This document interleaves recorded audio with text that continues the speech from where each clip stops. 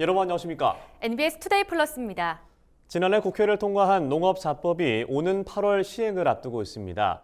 농업계의 관심은 농산물 가격이 기준가격 아래로 떨어질 경우 차익을 지원하는 농산물 가격 안정제에 쏠리고 있는데요. 하지만 제도의 핵심인 기준가격과 지원 대상 품목은 아직 정해지지 않은 상황입니다. 최근 1일 주제로 열린 국회 토론회에선 농가의 실질적인 생산비에 적정 이윤을 더한 기준가격을 책정해야 한다는 목소리가 높았는데요. 백초희 기자가 토론 현장에 다녀왔습니다.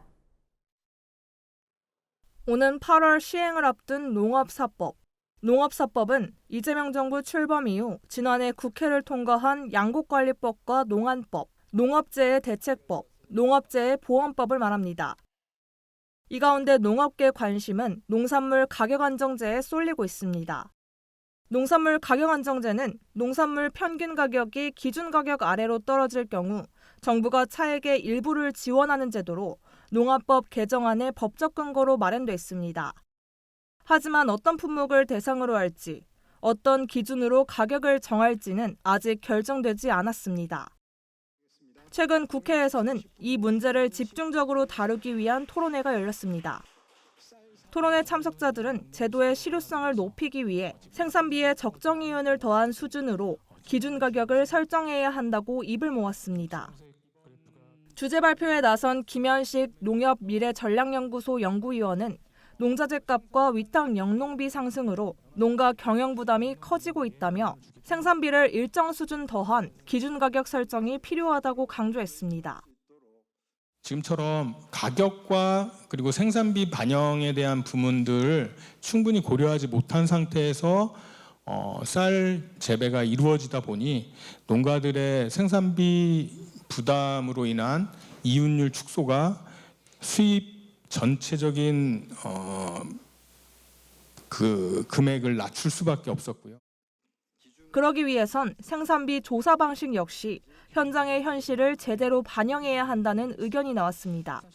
현재 통계청 생산비 조사가 표준조사 성격이 강해 국제 정세 변화와 이상기후로 인한 실제 경영비 증가를 제때 반영하지 못한다는 주장입니다.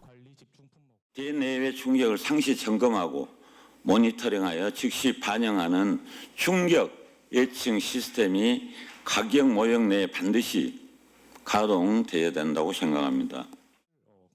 가격 안정제 효과를 높이기 위해선 사후 보상뿐 아니라 선제적 수급 관리가 필요하다는 의견도 제기됐습니다. 생산량 관측 외 소비자 예측 기능도 강화해 수급 불균형을 미리 막아야 한다는 겁니다. 소비 관측, 수요량 부분도 굉장히 중요한데 이쪽은 사실은 이제 시작한 지가 얼마 되지 않다 보니까는 좀 많이 좀 어려운 부분이 있거든요. 앞으로는 좀 소비 쪽에 좀 관심을 좀 많이 가져주셔서 이쪽에 좀 관측을 좀 강화를 해주시고. 농민단체는 수급관리 정책의 현장 의견을 적극 반영해야 한다고 말했습니다. 실제 정부의 콩 생산 장려 정책 이후 국산 콩 생산량이 급증하면서 가격이 하락했다는 지적입니다. 콩을 장려했습니다. 근데 콩을 심기도 전부터 이 콩 생산을 줄여야 한다는 이야기가 나왔고 1년 만에 콩 수매량은 반토막이 났습니다. 정부가 수매하는 양 이외의 콩 가격은 아주 바닥을 쳤습니다. 정부는 생산 규모와 가격 변동성, 수급관리 수단 보유 여부 등을 종합적으로 고려해 지원 대상 품목을 선정할 방침입니다. 대상 품목은 오는 8월 말이나 9월 초 열리는 가격안정심의위원회에서 결정될 예정입니다.